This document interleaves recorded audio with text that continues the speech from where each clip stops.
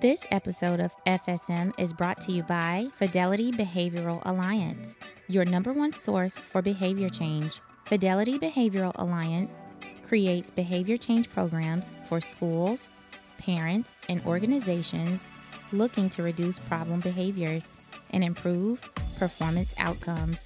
Find out more at www.fidelitybehavioralalliance.com. If you would like to sponsor an episode of FSM, email us at shitmom@gmail.com. That's shxtmom@gmail.com. It's time to put the kids to bed, so y'all get ready for another episode of For Shitty Moms. Hi, everyone. Welcome back to another episode of FSM. I'm your host, DeLauren, and today we have a special guest once again coming from our hometown here in sunny South Florida. I'm just going to introduce Stacey to the show. Thank you so much for joining us. And as we move throughout the show, I'm going to gradually let Stacey introduce herself, and then I'll give a little background information as to how this interview came about and my thought process, and then we'll go from there. All right, Stacey, you want to go ahead and introduce yourself to everyone?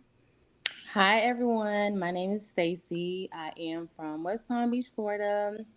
I'm a mom of two, Okay. And what are their ages? 13 and 8. Okay. And marital status, if you don't mind I sharing? am happily married, Oh, okay. almost a year, but we've been together for 12 years. Oh, awesome. Okay. All right. And then tell us your current occupation. Right now, I am finishing up medical school to be a registered nurse. I do work as a physician assistant in internal medicine. I've been in the medical field since I graduated high school. And I'm almost finished. I keep stopping and starting back because my life is kind of hectic around these kids, and my son is almost done with youth football. So I said, why not just go ahead and finish? I have a lot of free time once he's finished. Okay. And that brings me to I usually have like a hit list of moms that I would love to have on the show. So when we were going over the hit list, my husband was like, okay, looking at the different names, and then we came across your name, and he's like, okay, well, who is she? Like, tell me about her. Why would she be good for the show? XYZ. And I'm like, well, the only thing I can really say is that I follow you. I follow you on social media. We went to like middle school and high school together, and just kind of stayed in touch through social media. And I'm like, the only way I can describe her is a super mom. Like, she is. I put her in the category of super mom. Like, anytime you see her, she's doing something with her kids. They are in like all of these extracurricular activities. I feel like I know what season it is based on what you post on your social media. And I'm like, dang, another sport? Oh, another activity. But more than just like the sports and the activities, I see you're always posting your kids and their achievements, like their academic achievements and awards and things like that too. So when I was telling him about the show, I'm like, yeah, that's the only thing, like that's the first thing that comes to mind when I think about Stacey. I think about, okay, she's that super mom. It seems like you're at every practice, every game. The son is doing this, your daughter's doing that. The son is doing this, this daughter's doing that. Oh, it's this season. Oh, it's that season. And I'm just like, how? So, Girl, yes. Oh my gosh. I don't even know how I do it. I just do it. I'm oh, so used to it now because like my son, he's been in sports since he was 5. okay.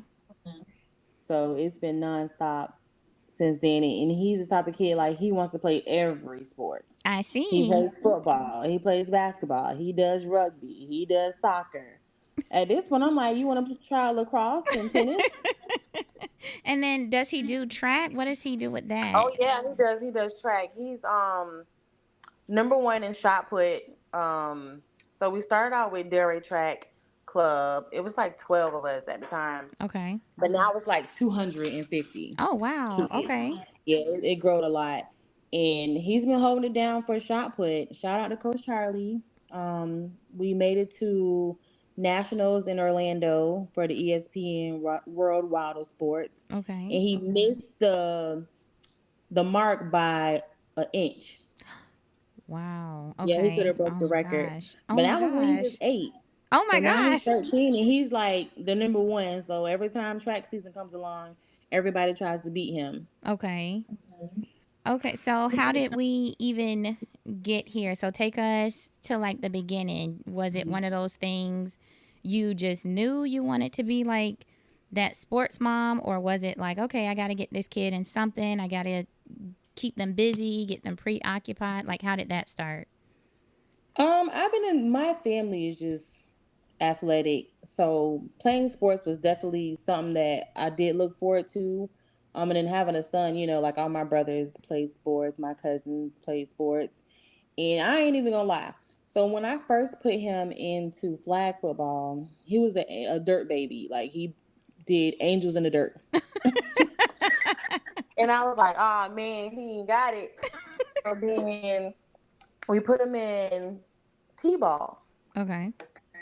And then T-ball brought out a different type of athlete Okay. to where I'm like, okay, he just had to get warmed up. And then from there, he's just been in all the sports. And each year he tries different sports. I don't want to just limit him to one. Mm-hmm. So he did baseball, basketball, football, track, rugby, and now he's gonna do soccer. Oh wow. Okay. And Yeah, then you okay. Wow. Okay, so what about your daughter? my daughter, she's 8. Her first year in track, she was 4. Okay. And 4, they ain't really running. Okay. So the next year, it was when COVID first hit, and she was ready, she was excited, and then COVID hit, and then that was the end of track for our Mhm. season. So she kind of winged herself out of track to cheerleading. Okay. She likes to dance, she likes to flip around my couches, so I put her in gymnastics. Okay. So she does gymnastics. She likes to dance. I don't know if you ever see my TikTok. She's all over it, Mhm. and she does cheerleading. Wow. Okay, so I don't even know where to go because that is a lot. So how are you managing? How do you manage? What does that look It like? is. So I try to keep my work down in the area. So when I pick them up from my grandma's house, I drop one at this practice and I go to my son's practice and then I'll leave my son's practice, go to my daughter's practice to pick her up and then go back to my son's practice and then I go home. Okay, so you like the Uber mom as well. Very much the Uber for the free. And how does it work? How do you fit that into work? Like do you have a mom friendly work environment that allows you to just do what you need to do and go to all these activities, like if they have, I don't know, a competition somewhere and you have to go travel and go out of town, how does that work with your job? Actually, I'm blessed to have a very understanding job. Because one of the doctors that I work with, he also have kids that's in sports, Okay. and that was like one of the big things that when I got to the office, I told him like, listen, I'm very involved with my kids in school, in sports, so I never miss Moms and Donuts event. I never miss an award. I never miss a game, even if I have to come to work early and leave at whatever time, just so I know I make it to the event. Because I do know, like with my son, he looks for me when Mm, he's playing. okay. I remember one time I was late, maybe like 10 minutes late, Mhm. and the coach came to me and he said, before you got here, he was having a really bad game, but the moment he Oh. saw you, he turned into a totally different person. And I know it's very important because when I was in school and playing sports, I always looked for my grandma to be there, Okay. and she was always there. Okay. Wow. So, okay, so what if there's like, has there ever been a conflict? Like this one has a game the same day that the other one has a game, or are you just able to navigate your way through it, or it hasn't happened yet?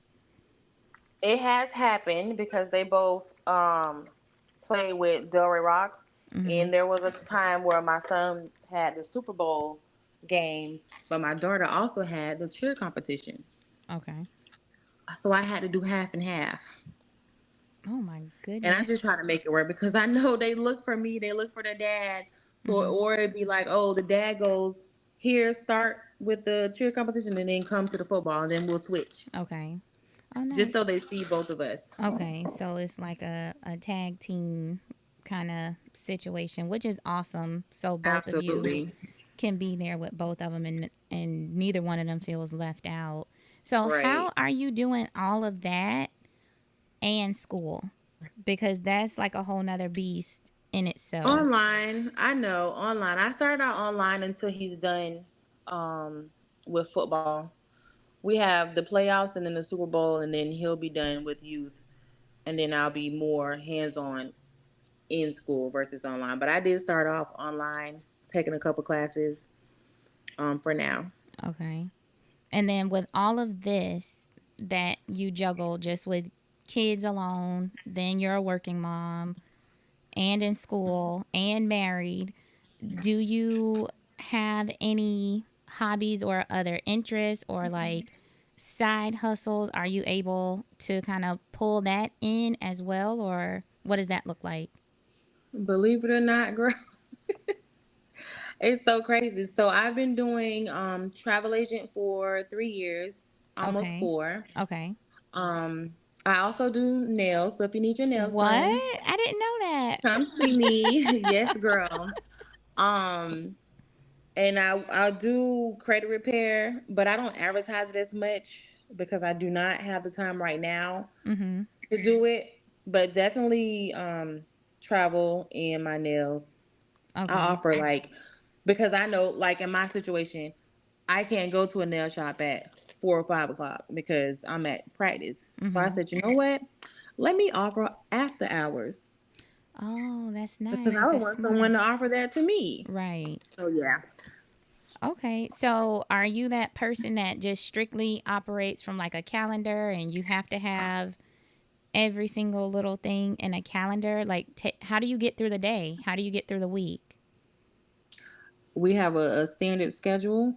I wake up at 5 a.m., get the kids ready, drive them to where they need to be. I'm at work by 7:45. I get off at 5 o'clock. I go pick up my daughter first. My son is at practice or at tutoring after school. He's done at 5:50. On our way to practice, he's changing in the car, drop one off, the next one off. There is no calendar, there's nothing. I just know Monday through Thursday, this is our life. Okay. It's become like a ritual, a habit. Pretty much, yeah. Okay. And then with the marriage side of things, are you able to still carve out time for like marriage and personal relationship, personal time, or does that like take the back burner? I wouldn't say it takes the back burner, but I was just blessed to be with somebody who we're on the same page when it comes to the kids and there's activities and stuff. So he definitely understands. But we definitely make time for each other. Like I will cook dinner for the kids and then we'll go out to eat Oh, and okay. just wind down and just talk and enjoy each other. Like we have a lot of fun, just me and him. Um, the married side, I mean, it's fun. I don't think it takes the back burner. Oh, We that's definitely make good. time for each other. I feel like it's rare. I don't know. I feel like I've been talking, like doing a couple of interviews now. And even when I'm just talking to my friends, I usually hear like one of those things is going to fall to the wayside. I either hear like a lot of my friends right now, I think the biggest thing has been a lot of my friends saying they don't get enough me time, right? So it's Oh no, there's no me time. oh My me time is when I'm in the shower. oh And even then, for whatever reason, my husband feels like he could just talk to me while I'm in the shower. okay. So do you feel like you need that, like you're missing that, or are you okay? Definitely, it's definitely needed. It's definitely needed. So if anything, what I'll do is, like for instance, like I take my grandma to the doctor. I'll take that day off. So after Mm-hmm. I'm done with her, it'll just be me. Okay. But to sit and actually plan a me time, yeah, no. Okay. Okay. So usually that's what I hear. And then I love to ask all of my guests to describe themselves as a mom. Now, I know you as a person, but how do you see yourself as a mom? What kind of mom are you? Um. Oh, I think I am a fun but stern mom. I think my kids, they know when to play with me and when not to play. They don't. They probably do need it. They don't get whippings, but I give them a look and Okay. they know. All right, she not playing with us no more. Now, is But I it didn't want to be like a very strict like dun dun dun. You need to do this. You need to do that type of mom. I want my kids to feel like they can come talk to me about anything without feeling scared or as if I'm gonna judge them. Like I have those talks with my son now because being a teenage in 2023, it's kind of hard. right? It's Um, definitely a lot. and I'm just glad that he's actually a really good kid. Not just saying that because he's mine, but he really is a really good kid. Mm-hmm. So, how is that now? What grade is he in right now? Is he in middle school, high school? Middle school, he's in Okay. the eighth. And how is that transition? Do you think the sports has helped him with that transition? Because normally, I know I started out as a middle school teacher, and I will tell any parent, like around that seventh grade age group, like that's probably the most difficult group to deal with. And I think the kids usually struggle themselves with their identity. Around Hmm. that time, you see that friend, even if a kid knows right from wrong, whatever their peers think about them or about a situation is way more important than anything else. They know their family loves them, they know that family has a certain set of expectations. But when it comes to those peers and that peer pressure around seventh grade, is when you tend to see all kids struggle. So, how Hmm. is he able to navigate that, and how do you kind of guide him through that? I sit him down and I talk to him and I just let him know like I get it. I get it being a teenager. I get it. You want to be cool around your friends, but if you have to question yourself whether or not this is a good idea, then that means don't do it. Okay. So far so good. Knocking on some wood. He's haven't had any issues with the friends and people that he hang around. So I'm actually happy. Someone mentioned that, they have multiples. It was a mom of like, maybe a mom of like three. And she said she's a different parent with each one of her kids. Do you feel like you're a different mom with your son versus, Absolutely. oh, okay. So just like tell us Absolutely. With about, take us through that. my son and his friends, they think I'm the cool mom. I am the cool mom. And they like to hang around me. They like to tell me all kinds of crazy stuff that they wouldn't tell their parents because I open up to the kids like, you can talk to me. I can be your safe space.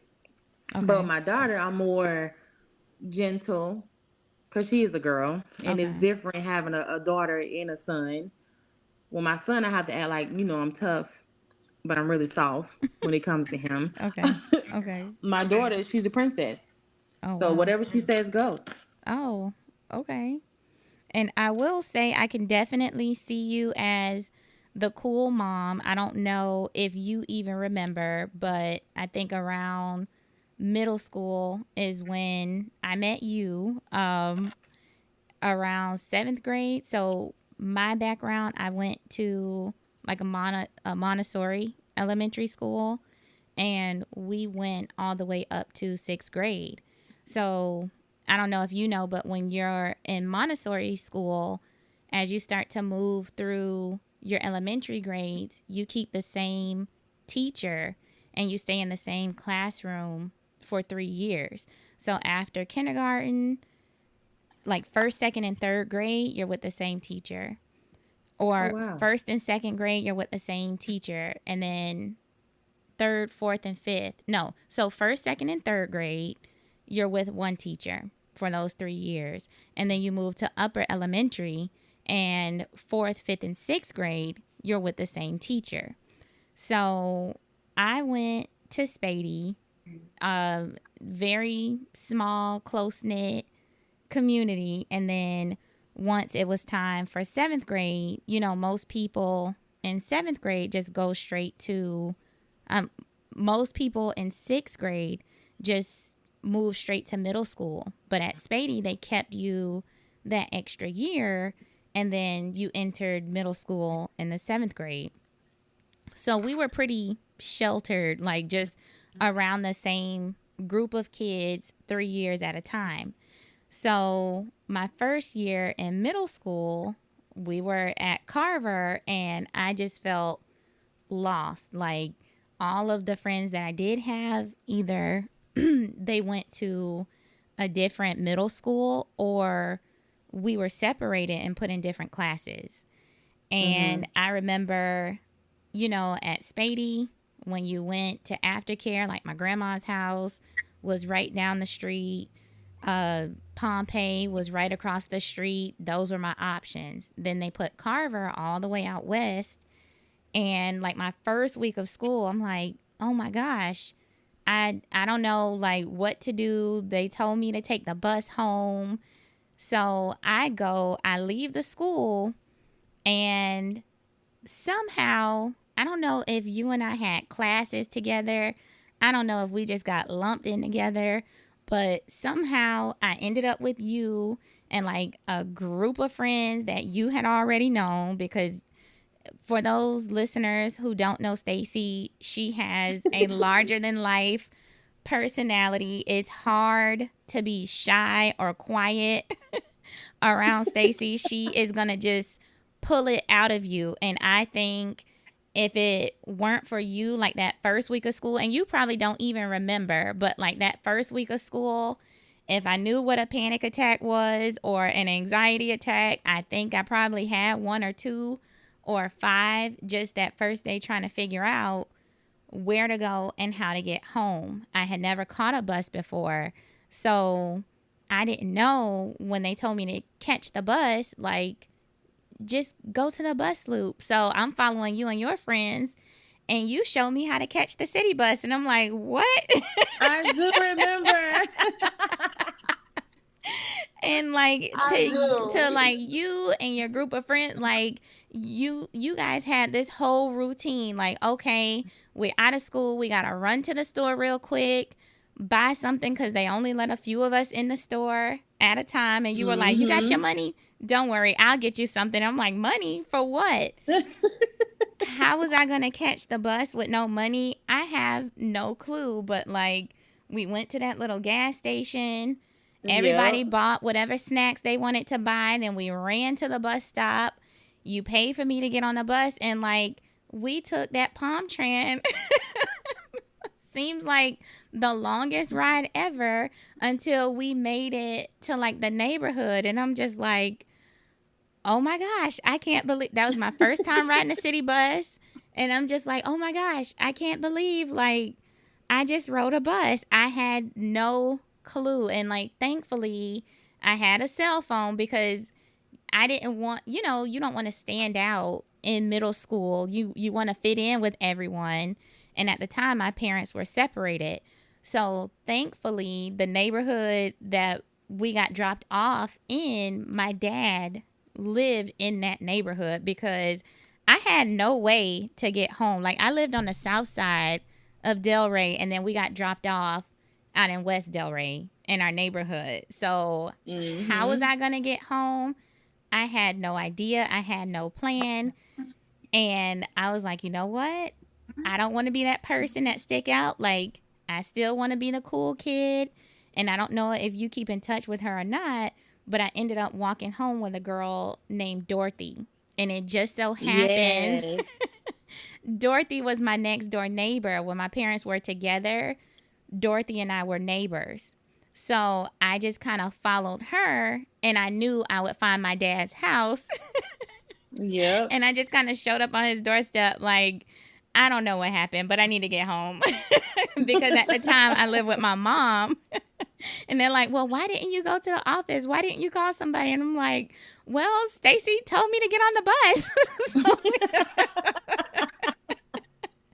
So I always remember, like, she does not know a stranger. She does not know a shy person. So I can totally see you being the fun, cool mom, because when you are around, like, you talk to everyone. It doesn't matter who they are, if they need help, if they don't need help, you're going to help them anyway. So I can totally Oh, thank you, see. girl. No problem. No, thank you, because I don't know how I was going to get home. But I can totally see how other kids around that age, that difficult age, I can see how and why they would want to confide in you and talk to you about things that they probably couldn't talk to with another adult.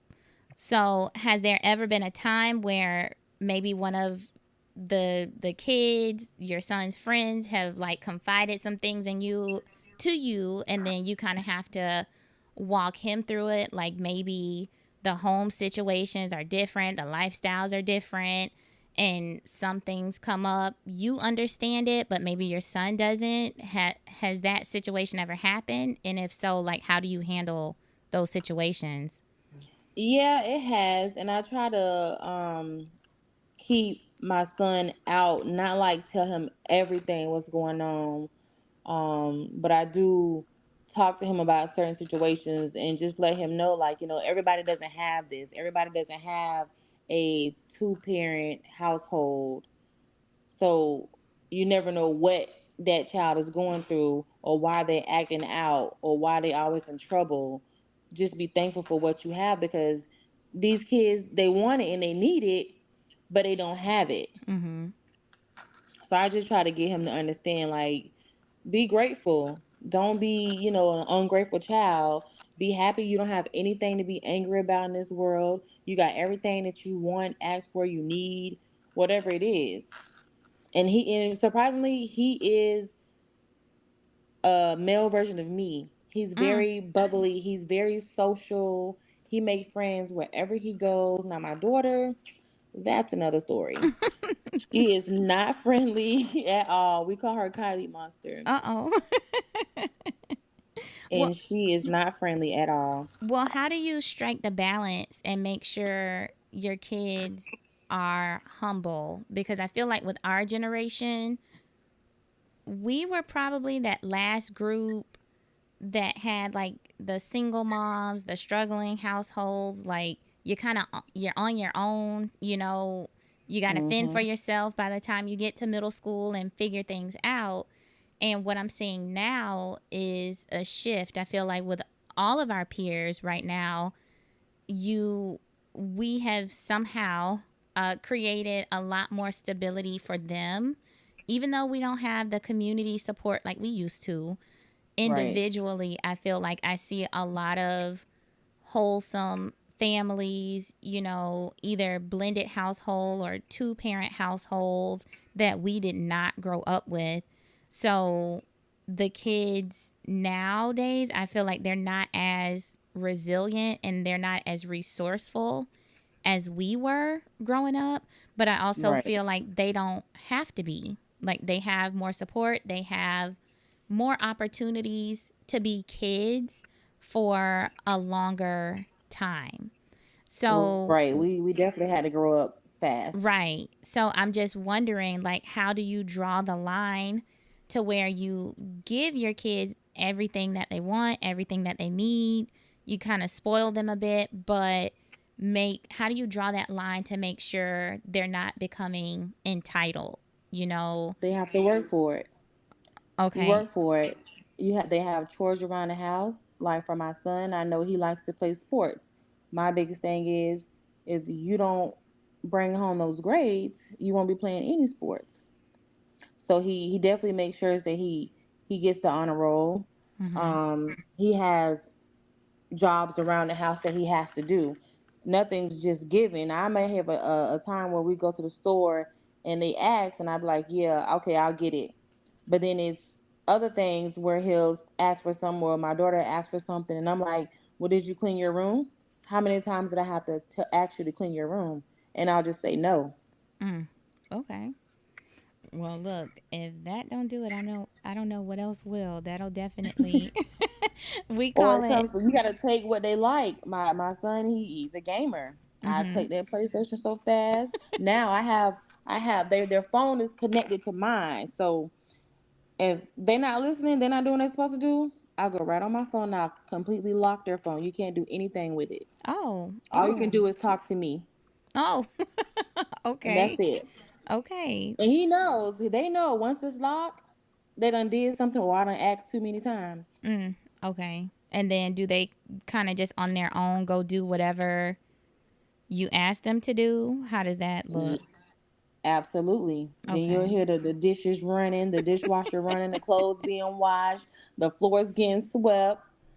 Okay. And do you have an app for that? Look, I need that for myself. Is that an app with No, if you have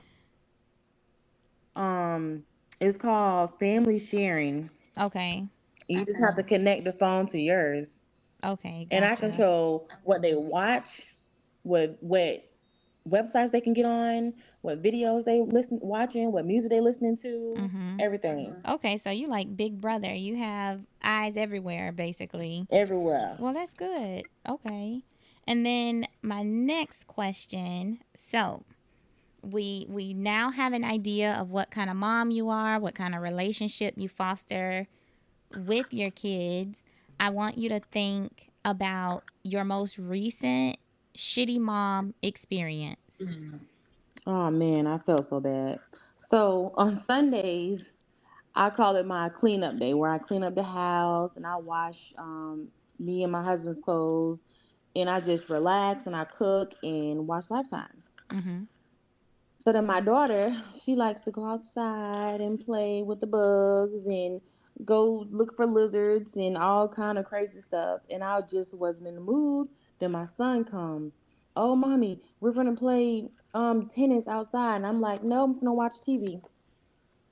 And they were really mad at me. They were so mad at me. And I was like, okay, whatever. It's my day. I'm gonna sit on this couch and I'm gonna watch Lifetime. Even my husband, girl, he was so mad. So when I felt bad enough, I was like, all right, I'm finna get up. Come on, let's go. My husband comes storming in the house. No, we're done playing. I'm like, okay, well, forget y'all. So is that something you would normally do but just not on a Sunday? I would. Just not that day. I think I was just exhausted and I Mhm. just wanted to relax. And I didn't feel like going outside and running in the Oh. yard. But then I felt so bad because they were really angry at me. Oh, okay. Yeah, and it's things like that. I try to get people to understand, and I feel like all moms can really resonate with those times where you are just tired and you do feel guilty, like, but it sounds like you do a lot already, and you should be able to take that time to relax and chill and just kind of decompress. But it's almost like the guilt, it never stops. If Right. you can't meet that one expectation, even if it's seemingly minor or small, then, that's when that mindset kind of sets in like, oh, I feel so bad. I'm just a shitty mom. So I always try to remind my listeners like that's where the name comes from.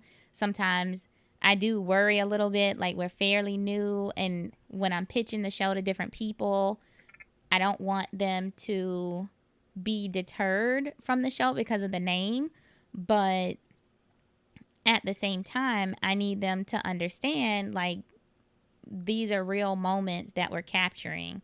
I Right. feel like all moms, no matter what their background is, they've had a shitty moment, right? They've had a moment of mom guilt. They've had a moment of like, damn, I should have handled that differently.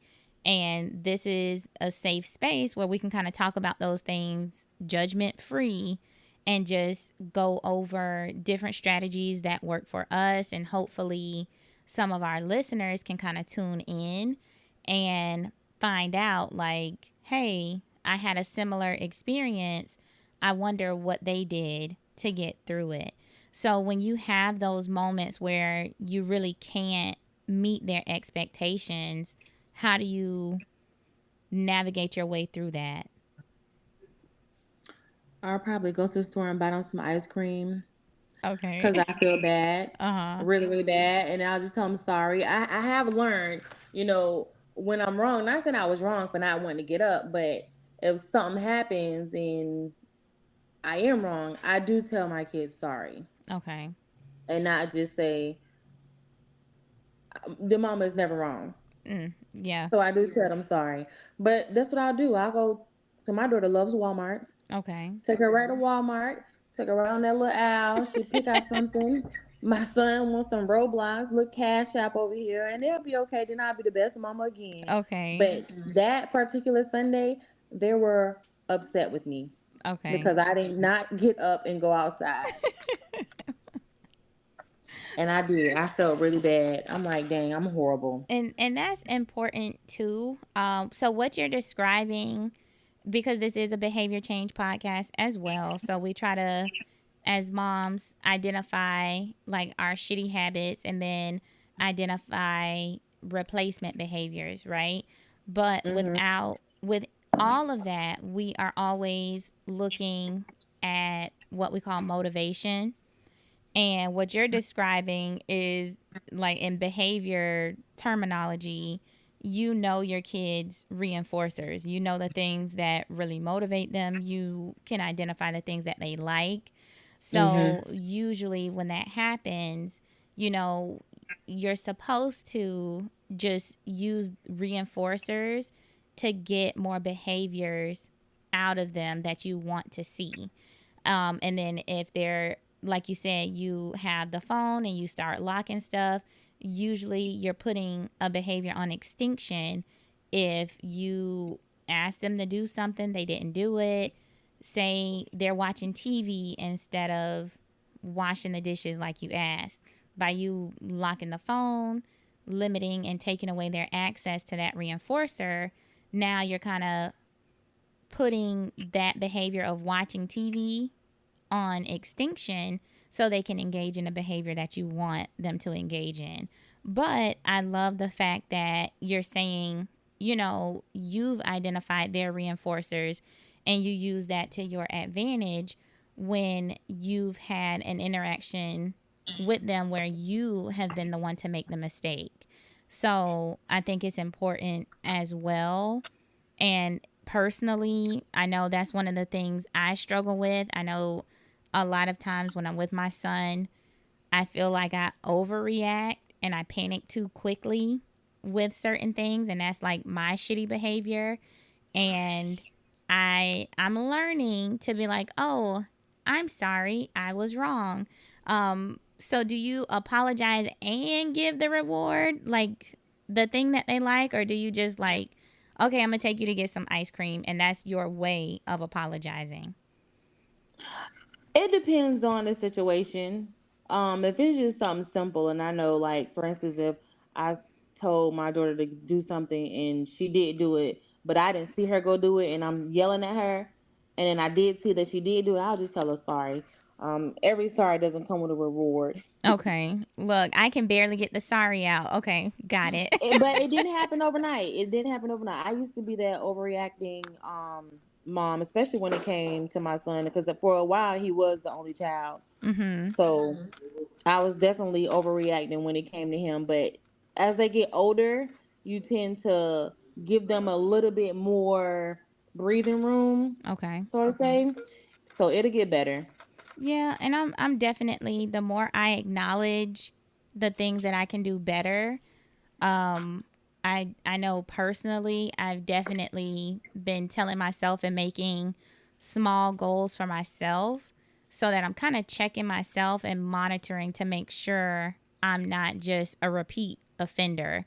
Like once Right. I identify, okay, that was not the best way to handle it, I hold myself accountable to make sure if something similar to that happens again, I won't handle it the same way, because I'm shaping my own behavior to make sure, he's getting older and I don't want him to associate me as this authoritarian or authoritative parent that's just discipline, discipline, discipline, because he is getting ready to go into that middle school age and he's going to need somebody to talk to if something comes up.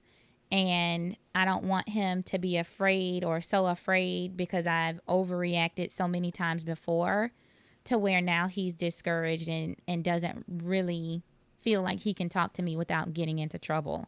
So that's my motivation for kind of monitoring myself and tackling my behavior now before he gets to that middle school age, and then that window of opportunity to communicate and have that open relationship passes.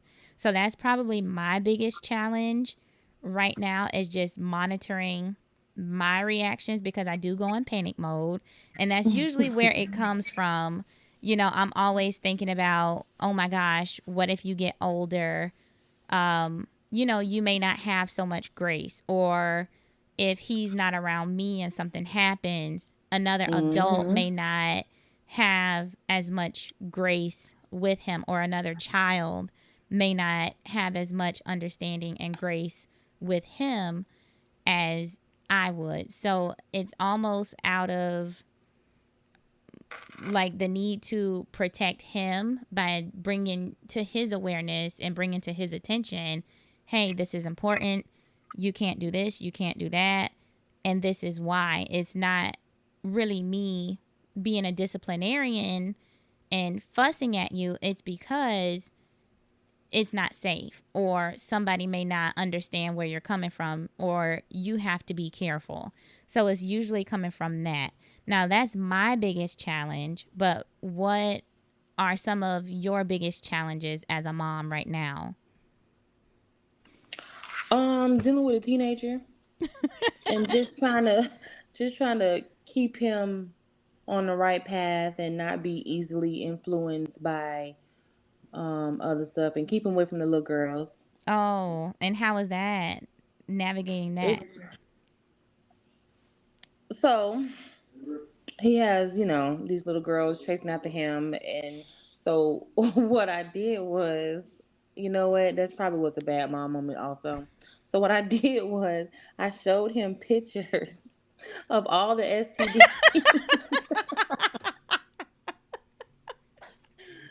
Okay. I don't know if it scared him straight, but he wasn't feeling it at all. So I'm like, oh my gosh. But I'm Okay. not ready for that part. I'm not. Right. Well, look, that's one way to put a behavior on extinction. And usually when we So go ahead. I'm just trying to stay a course. I mean, I'm new to this teenager stuff. Mm-hmm. And I'm sure Um, I feel like boys have a little more pressure they than the do. You know what girls. I always tell my husband? I said I feel bad for the boys because it's hard. It's harder for a boy now more than ever. Like not only do they have to deal with the peer pressure and trying to be cool and hang out with their friends, and they got to make sure their skin is smooth, and they don't have the Mm-hmm. pimples for the girls, and make sure they're really well groomed outside of everything that's going on in the world. So I feel like I do cater more to him in that aspect, Mm-hmm. um, just to try to keep him on the right track Okay. and keep him out of situations that doesn't pertain to him. I do remember he did get in trouble one day at school. The teacher called me. She said he didn't do anything wrong, but because one of his friends was fighting and he kind of like pulled the friend off. And I mean, my son, he's a big kid, Mm-hmm. and the little boy hit his head. So not only was the friend fighting, you breaking up the fight, and the boy hit his head. Now he got to go to the hospital because now he got a concussion. Uh-oh.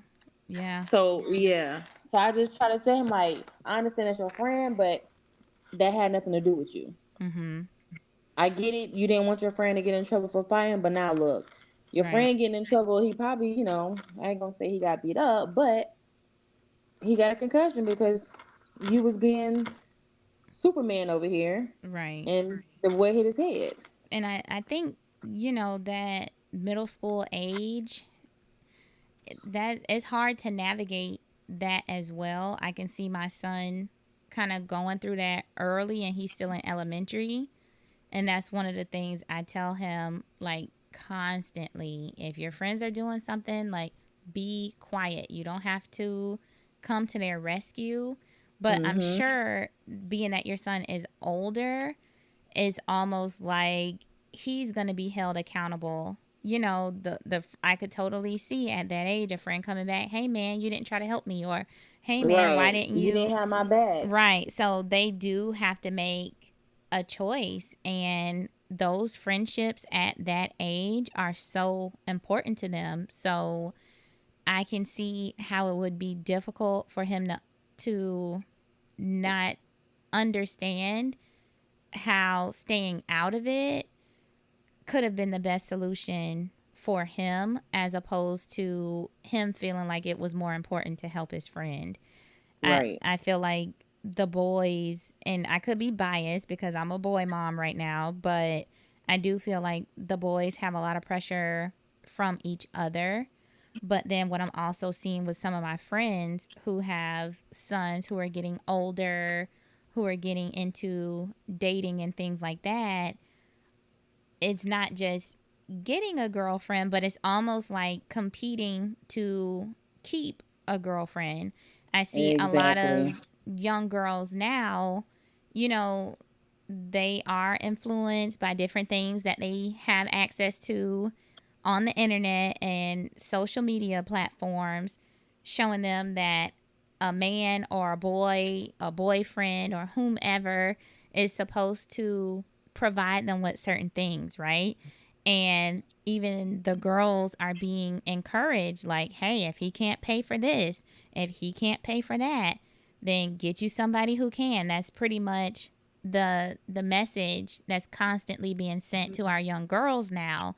And I feel like as a result, you see a lot of boys when they get into that age of dating, now they're looking to pay for certain things for a girl, right? To buy them certain gifts, to buy certain things, to take them here, take them there. I know a few. I'm not gonna put anybody out there, but a few of the teenage boys that I do know of, they they spend a lot of money on these girlfriends, and I'm like, I wasn't spending money like that until, like, I was a young adult, Right. in my mid to late 20s, not in high school spending hundreds of dollars on clothes or outfits or gifts and things like that to go on a date, and you have to get dropped off by your parents because you're not old enough to drive. But Right. now this is more common, and I feel like the boys are under a lot of pressure right now to be some type of provider for the young ladies that they want to date. And these are like high school students, but I feel like it kind of trickles on down, because then you have the middle schoolers looking up to the high schoolers and they're kind of mimicking that same behavior now. So, how do you guide him through that, or do you kind of let your husband take the reins on that one? Yeah, that's his department. Because certain things that he tells him, I just don't want to hear it. Okay. But if it's a certain conversation that they're having, I would put my 2 cents in, but I let him handle that whole aspect. But he'll tell him, he'll be like, when I was your age or while I was in school, I did this, and that. Don't put all your eggs in one basket. These dads. Mm-hmm.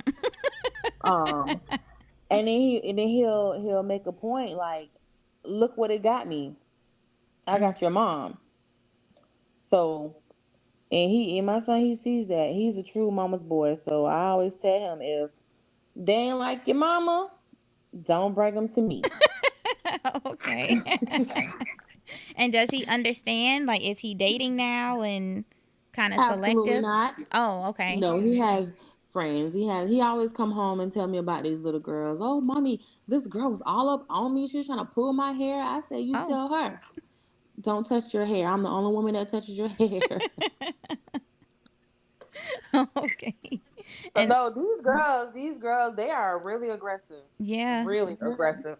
and I'm sure with him being an athlete, it's only going to get more challenging. So it's good that you guys are having those conversations now, so that way he understands where both of you stand on that, and hopefully he can navigate his way through that as he gets older. I think the older he gets, the more aggressive they will become. So it's good that you guys have that open dialogue now.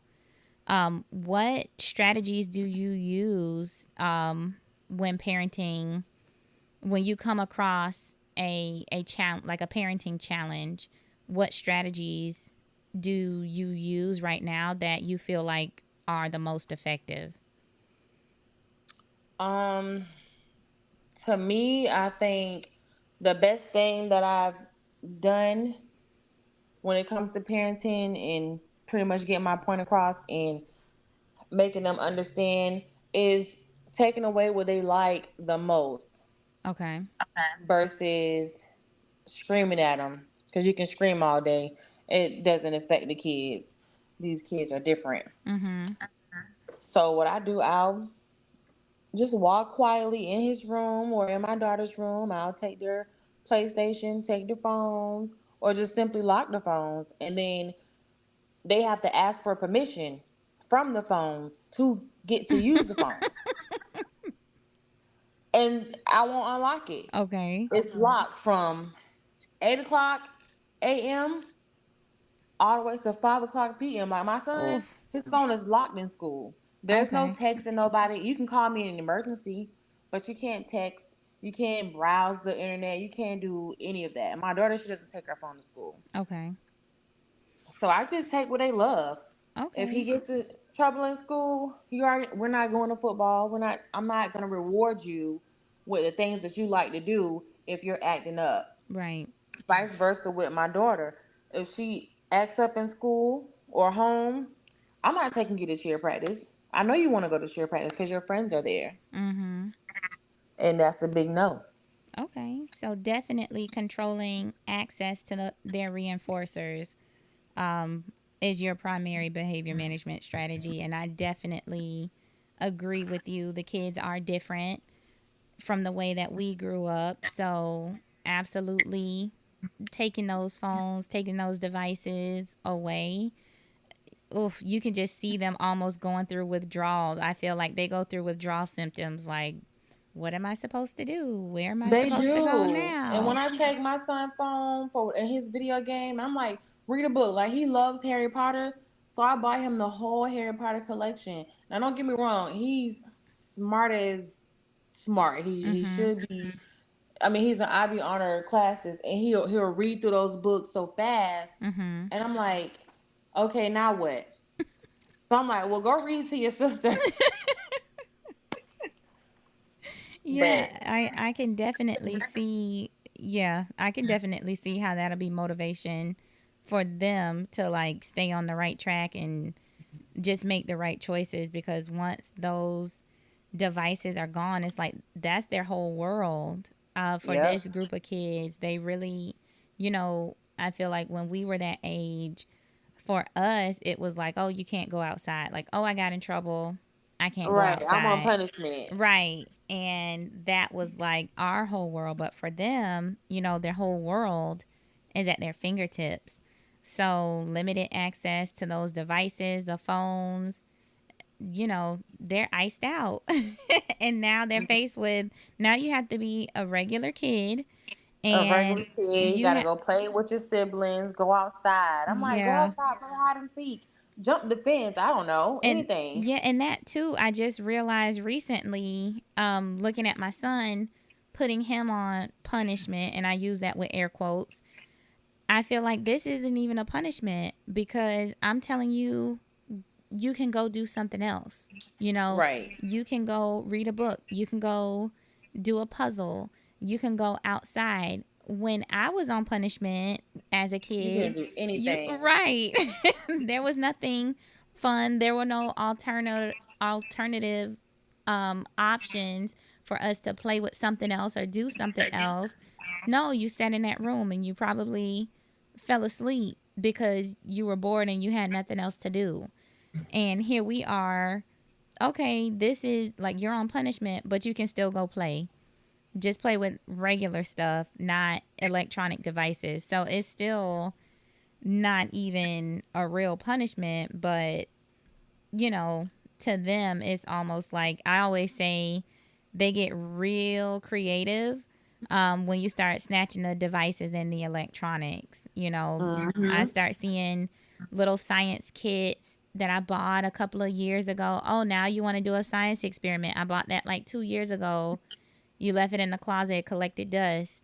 They start cleaning up, they start going through old toys. And I think the last time we put our son on punishment, we went to the room and he had his whole laser tag. He has a laser tag game where he can put on the harness, and him and like other players can shoot each other with the harnesses. He's got the harness hanging up in the room and he's shooting it, playing laser tag. And I'm like, yeah, when I was on punishment, I couldn't play with toys either. So Hmm. it's still not like a real punishment, and he just thought it was the end of the world. So, things are just different, and I do feel like our generation, we're just adjusting as we go, because it's not like we can truly reference our upbringing to help us with theirs, because it's different. And then It's it's, totally different. yeah, and then we also can't really rely on our parents either, because it's totally different from them, and that's only looking at two generations, and it's completely different. So it's interesting to hear all of the different strategies that different parents use, because I feel like right now we're forced to come up with something different. So that kind of leads me to my next question when we talk about our upbringing, our parents' upbringing, and then what we're going through with our kids now. I know you said you and your husband kind of tag team, but do you have a mommy village that provides you with additional support for your kids? No, the only other person like my kids are with is my grandma. My Okay. grandma is the village. That's why I put everything in Delray, because she still lives in Delray in the same house. So if need be, if I need her to go grab them from school or anything, she's right there. For instance, my daughter's bus stop is down the street. She feels she needs to get in her car and drive her down the street. Mm-hmm. Oh, wow. So, yeah. And again, just disclaimer for those of you who don't know Stacey, growing up, Stacey's grandma's house was everybody's grandma's house. So Everybody's house. if you lived in the neighborhood, you knew Stacey's grandma, and that was your house too. She was your grandma too. So that's awesome. I could totally see her being the village for your kids, because she was definitely the village for us. I know it was always, oh, who house you going to? Stacey house. Like, even if you go home, drop your stuff off. Whenever we did live, like my parents, when they lived together in that neighborhood where with your grandma's house, it was common, like, drop your stuff off at home, get a snack, change your clothes, go to Stacey house, go to Stacey grandma's house. And that was the spot for everybody. So I can see, you know, her being that support for you now is probably like second nature, probably something that's not even thought of. But your arrangement almost sounds similar to what my husband and I have. It's pretty much just us. We have people that we can lean on for more so moral support, friends and stuff like that that you talk to. But when it comes to the day to day, when it comes to needing support and things like that, it's pretty much just the two of us. And if we can't handle it, then it doesn't get done.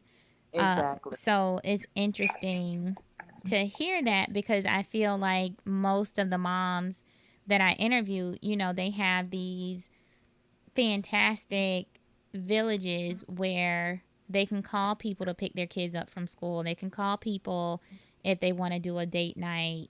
They can call people to like tag team and take their kids to and from practice. And so it's interesting to finally come across a mom who's like, no, we just handle it as it comes, and we are the village. So that's interesting to hear. So with everything that you juggle as a mom, still in school, parenting, when you have those moments where you're just overcome with like mom guilt, let's say it's not anything directly related to an incident between you and your kids, but have you ever had a moment where you feel like you are just not meeting the expectations that you set for yourself as a mom, as a wife, as a person? And then how do you deal with that? I actually had that guilt today, actually, surprisingly. And me, I just, I'm a talker, and I just completely shut down. Okay. Um, I shut down, mostly just mute. I don't say anything, and I'm just in my head, just trying to figure out, all right, what can I do? What do I have to do? And I talk to myself. Or, I'll take a drive in my car and I might, shed a few tears. And then I'm like, all right, you're a little G now. Crying is not an option. And I talk to myself. But Okay. I just take it one day at a time, pretty much. And that's what I tell my friends when they going through stuff. You just have to take it one day at a time. Okay. I try not to stress about it, but it's hard. Um, but at the end of the day, I just figure it out. Okay. And my husband hates that. He hates that about me. I'm talking about I won't ask him for nothing. He's like, "Well, what am I here for? Why don't you just tell me?" And I'm like, "I'm sorry. This is just how I grew up. Mhm. Like we literally had to fend for ourselves and figure it out. It was nobody to lean on and call.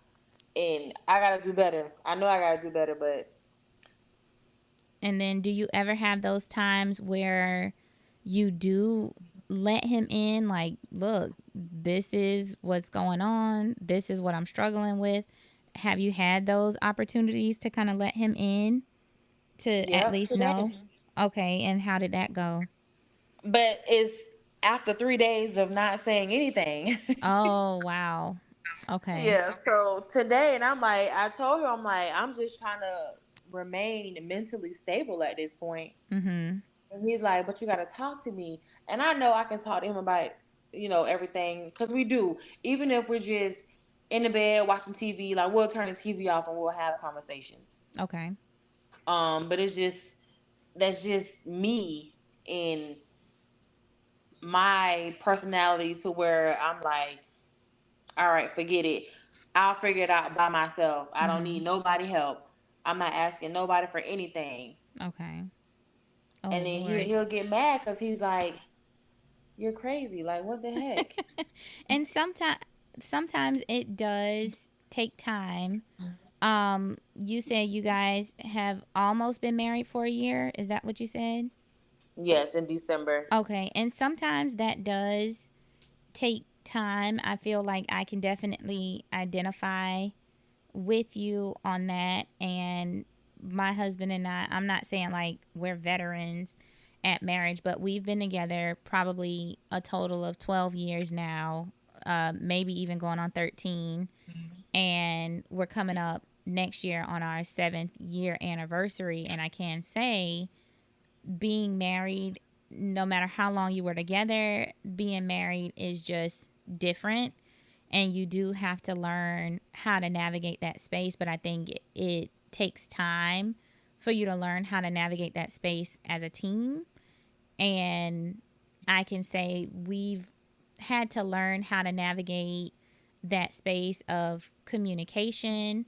I think as a mom, we sometimes get consumed with our thoughts and like making plans, right? We want things to go a certain way. We can envision things going a certain way.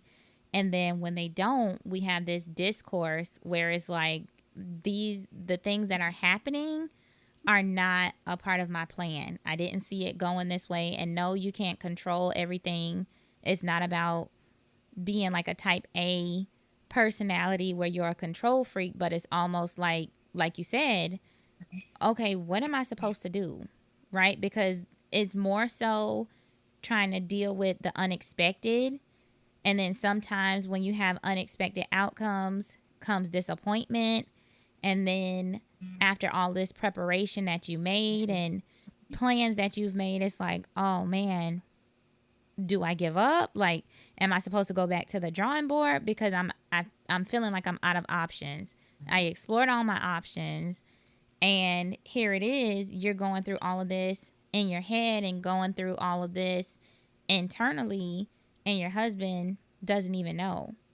Right. So, you like you said, you were going through this for a couple of days, and who knows, your mood could have been off for the last couple of days, and he's just in the dark, kind of like, oh, well, what's wrong with her? Oh, well, maybe she's just not in a good mood right now, or and it's so much more than that. And I will say, maybe for me, within this last year, I've started opening up a little bit more because normally I handle things the same way you do. Like, I'll just figure it out. And I've noticed that it just becomes so heavy after a while that I'll say this year I just started opening up. Like, okay, this is my thought process. This is what I'm thinking. And by the time I'm done laying it all out for my husband, taking him from beginning to end, he'll always tell me, I can't think like that. I would be stressed out. I can't you It's like I would be depressed and stressed out. I think you doing too much. I think you're worried about too much stuff. Like, I'm like, but this is what I'm dealing with right now, and this is what I'm struggling with, and I've been struggling with it for a while. So he's always like, oh my gosh, that's too much. And what do we need to do, like, right now? What do you need to do tomorrow? Because all of the other stuff that you just told me, that you gotta push the brakes, and a lot of times I feel like as moms, we either tell ourselves that we gotta figure it out now because we don't have the luxury of taking time. We always have things to do. We always have people to take care of. Sometimes taking care of ourselves takes a back seat depending on what's going on with our kids, with finances, with work, and you just don't have the luxury, it seems, to really take a breather or to let things like fall into place. Sometimes when people say like, oh, it'll work itself out, sometimes it seems like I don't have that luxury of letting things just work themselves out. Like the clock is ticking. So it's interesting to hear that you do like the self talk, because that is like a common theme that I'm starting to hear, a lot of self talk and I have to get this done. You almost have that determination, like you're going to force something to happen because you're not giving yourself any other option. So, with that, do you have, like, is that something, that thought process and the way you're handling those situations now, is that a habit that you would like to change? Or is it one of those situations where that thought process has gotten you this far? So that's something you're going to keep? No, I would like to change it, but I know it's not gonna change overnight. But I would definitely like to change the thought process and not stress and worry about stuff that I have no control over. Um, and just open up more and just tell my husband not day three and maybe day one. Okay. And that's pretty big. I mean, even that, going from like telling, so that means almost like you're telling him in the moment when it happens, or at least that's the goal. That's pretty big too. So do you have strategies that you're using right now to help you get there, to that point? Nope, absolutely not. I told you it just happened today. Okay. This today was day three, and I finally just told him because he's like, "What is wrong with you? What is going on?" Okay, well, you took your first step today, I mean, just by opening up and letting him know. So maybe that might be his cue, where if he's seeing something is a little off, maybe as soon as he notices it, he can ask you to kind of prompt you to open up. But at least you were willing to open up on day three. So that is, to me, what I'm hearing, that sounds like the first step already. And then you've already identified that it's something that needs to change and it's not going to happen overnight. So you have the three main things in place to start working towards it. Um, and then maybe just remaining self aware. So you can kind of tell yourself, like, oh, I'm doing it again. Oh, I'm doing it again. So that way you're kind of holding yourself accountable, because you've already acknowledged that that's something you would like to change.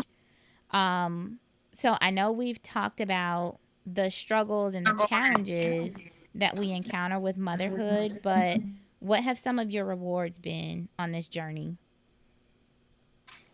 Um, I would say just having amazing kids, understanding kids, um, lovable kids. Like my kids, they're very mushy. I would call them. I call my son a big teddy bear because he's so loving. If you ever see him, he's smiling from ear to ear Mm-hmm. every single time. And just having some well-rounded kids and not have kids that give issues and always into something. Mm-hmm. And What? I really do feel like that's a reward because I don't have to worry when they go places. I don't have to worry about people telling me, "Oh, I heard your kid's mouth and they've been cursing and they've been doing this." I don't Mm-hmm. have those conversations with people. It's always positive. Okay. That's Thanks. amazing. And that is Right. a blessing. That is definitely a blessing. And what are some things that keep you motivated to keep doing and juggling all the things that you juggle day in and day out? Just hearing different people tell me that I'm doing a good job raising them and they don't know how I do it, but I get the job done. Mm-hmm. And Um that's definitely what I see. And that's from the outside looking in. That's just from social media. I just feel like, oh my God, like when I see what you do with your kids, it's just amazing, because it's so much and it seems like you are there front and center to capture all of those moments. So, I definitely try. I definitely try to be. I So know I have my one friends. They be like, "Oh, we need to have a girls' night." I'm like, "Okay," but then they'll say, "Well, when do you have time?" right. And I'm like, "Well, catch me after football season. I get a little break in between." Do you though? So Do no, you? I do not. Because I was gonna say, I feel like as soon as football season is over, I see another uniform, another picture, a different game, and I don't know what I was looking at. You was it rugby one day or something like that? I'm like, oh, Yes. maybe he does this to stay in shape for football. I have no clue how you keep Yep. up. But I mean, if you love it, I guess that would be the motivation too. You loving what you see, like the growth that you see in your kids. I know for me that will be enough to keep going. So that leads me to my next question. So how would you describe your current status when it comes to just life in general? Do you feel like you have that work life balance, or are you doing like the struggle and juggle where you're just handling things as they come? I'm definitely doing the struggle and juggle cha cha slide because Okay. I be all over the place. All over the place. But I mean, I don't complain. I'm so used to it now Mhm. that sometimes when I sit and think, I get kind of sad because, like I said, this is my son's last year of youth football. And it's like, all right, so now what? What am I going to be doing? My daughter doesn't take that much of my time. It's Mhm. more so him. So it's like, I'm going to have so much free time, I'm not going to know what to do. What do you mean free time? Isn't he gonna play? I'm sure he's gonna play for school. Right, but that doesn't require me to take him to practice and Oh, go okay. this place to that place. It's everything is gonna be with the school. Oh Lord. So you are gonna be the team mom. You just gonna show Listen, up to I already asked the Oh my schools, god. do y'all have a team mom? So They you said no, but we can make it happen. Oh Thank my you. gosh. So you like the hustle and bustle. It sounds I like, do. oh my goodness. I've been the team mom for his team since most of these kids was like 5 years old. Now they're all going to high school. Oh my goodness. And Okay. I'm just sad because I'm like, our season is almost over. Now what? Oh goodness. Please, whatever school he goes to, please make Stacey the team mom. Oh my goodness. I was just being sarcastic, but I mean, look, that's definitely like what you were telling me. I can honestly say that's what I see. On your social media, you are always there front and center. I know you know the coaches on a first name basis. I'm like, oh my goodness, is there ever an activity or a game that this girl is not attending? And the answer is no. I Absolutely feel like not. you are right there. Absolutely. My son asked, "Well, Mom, what are you gonna do when I go to college?" I said, "We're packing up, we're selling our house, and we're moving." Oh I Lord. said, "Because I'm gonna need to cook for you and wash your clothes and make sure you situated." He's like, "Oh my gosh." Oh my goodness. Well, have you had that conversation like in state, out of state? Have you set boundaries, or are you just like, hey, whatever happens, happens? Yeah, no, we haven't set any boundaries. I just tell him. I ask him like, what schools do you have in mind? And then I just start looking for like apartments and stuff up there Oh my gosh. for me to move just in case that's where he goes. Cause I know, and that's my first baby. So I'm like, oh my gosh. I try not to even think about it Yeah, I'm as sure. much, but I'm excited for him. I'm excited for both of them That's and good. just excited for our family in general Mhm. That's good because, though. we're going to have so much free time. We're going to be traveling and stuff. Mhm. Actually, we just went to Mexico for him I to play saw. for Team USA against Team Mexico. It was a very good experience. And I feel like every child should experience it at least once. Right. That was amazing. I saw that too, and I'm like, oh. something else. Okay, what is this?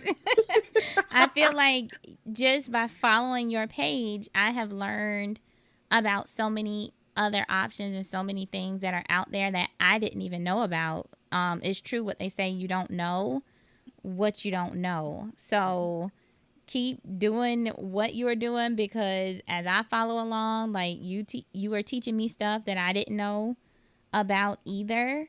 So that's just amazing for you to share those experiences with other people, and you probably don't even realize how much you're exposing to other parents, so maybe they can kind of follow suit and do those things with their kids as well. So with that, that brings me to the next question. What advice, and I rarely get to ask this question, so I'm interested to hear your response. What advice do you wish you had been given sooner when it comes to motherhood? Ooh. Um, just being a parent or just in general? In general, being a parent. Have lots of energy, have lots of patience. Okay. Um, I don't think kids are expensive. It's just once they're involved with a lot and you require a lot from them, that's when it becomes expensive. Um, but just take it one day at a time and Okay. just love on your kids. And that's interesting that you say that, because we only have one, and I always tell people like kids are way too expensive to like have multiples. Shout out to the people who have more than one kid, because I just feel like I don't even think right now I could put a dollar amount on what it would take to have another kid, but it's interesting that you say that.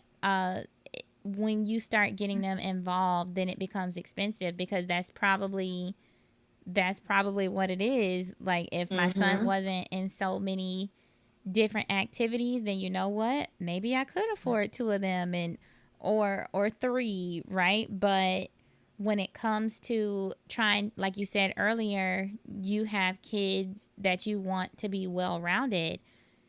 Same thing. So, in order to do those things, it takes money to get them exposed to different things. And it sounds like your son is very talented. So usually you would think like, oh, there are other resources. They can do these things for free because he is so talented. But that's not always the case. Even with No. scholarships and things like that, it's interesting to hear that, it's still expensive and you have an extremely talented set of kids, right?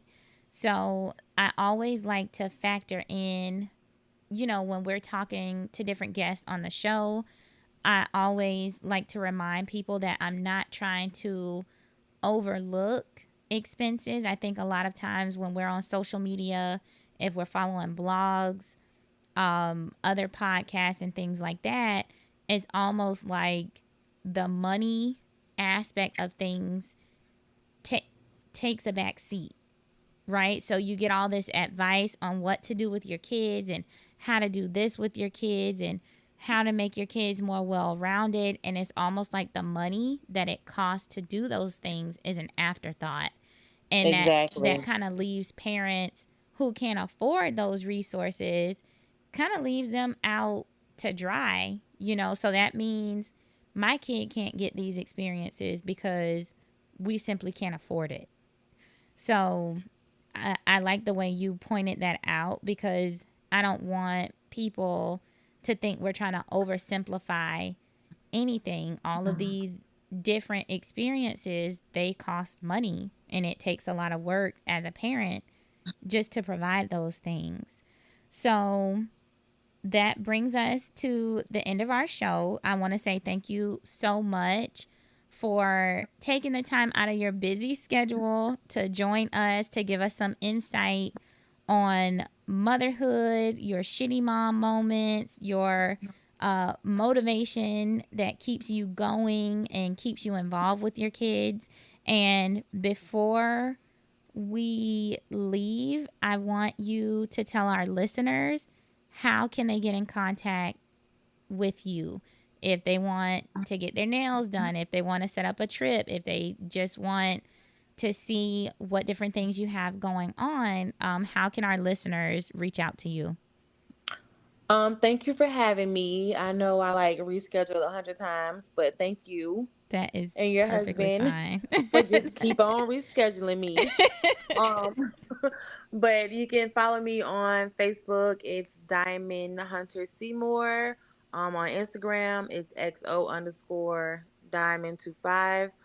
Um, my booking website is stacyhunter.intellitravel.com if you need any trips. And simply just text me at 561-381-1682 for your nail appointment. And I got y'all. Okay. And I'm going to get that information from you again. I want you to send me a message with that information, and then we will stick it in the show notes. So whenever we release the episode, that information will just come up for our viewers and for our listeners. Okay. Okay. All right. Thank you so much, Stacey. Thank Have a you. good one. Hey everyone, it's your favorite BCBAD here, Dr. DeLauren, and I'm here to ask you to help us continue making great content for listeners everywhere by visiting www.forshittymoms.com, where you can make a monthly contribution. Also, visit us on Instagram, YouTube, Facebook, and TikTok at For Shitty Moms, and that's shitty with an X.